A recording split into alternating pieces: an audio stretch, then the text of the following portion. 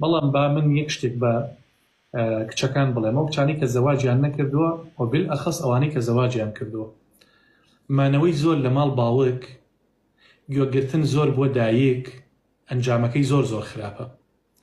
هەر کاتێ فەراختان بەجێهێشت بۆ دڵی خۆتان، بۆ دڵی مێردەکانتان، هەر کاتێ ئەوەنە زۆر لە ماڵی دایک مانەوە، ئەوەنە لە ماڵی باوک و برا مانەوە، بە هەفتە و بە دوو هەفتە خەمتان لە ماڵی خۆتان نەخوارد، دەرئەنجامی خراپ چاوەڕێی هەر هەمووتانەکات.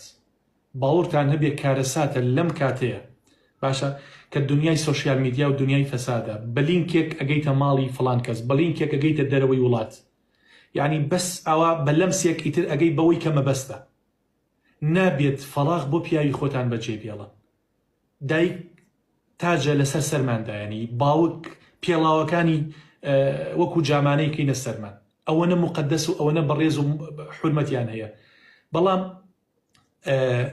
شەوێ مایتەوە دوان مایتەوە، مادام ئەوان پێویستیان بە تۆ نییە و پەکەوتە نین، ڕەزیل نین، لەسەر جێگان نەکەوتونە، تەواو وەرەوە مەیەڵە پیاوەکەت فەراقی هەبێت، یا هیچ نەبێ با ئەو دوو شەوەش پیاوەکە لەگەڵ تابێت، با لەگەڵ تابێت.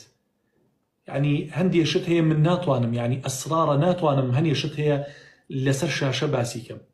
تێگەی زۆر جار، یعنی زۆر جار کە کچ لێی تێک ئەچێت، دایکە لێی تێکەدات، هەر دایکی خۆیەتی جگەرگۆشەکەی یا لە جگەرگۆشەکەی خۆی تێکەدات.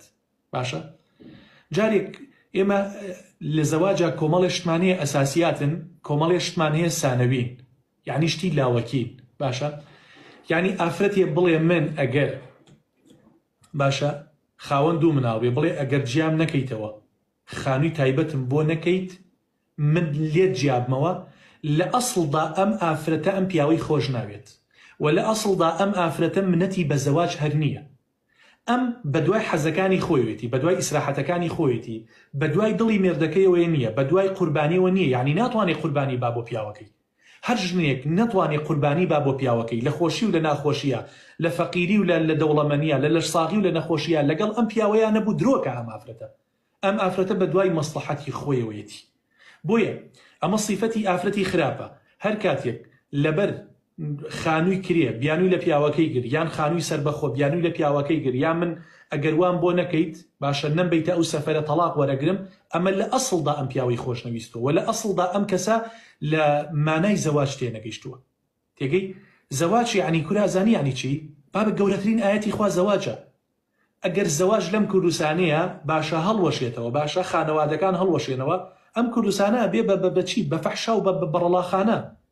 دەیوەرە با ژن و ماڵک، ینی ژن و ماڵ و مێردەکان لە ماڵەوە کێشەیان بۆ دروست بێ و لێکتری جیابنەوە، بزانە مۆزعە چی لێ دێت، بزانە ماڵەکان چۆن ئەبن بە گۆڕستان بۆ ئەو ڕۆحە پاکانەی کە بە ئارامی تایە ئاژیان.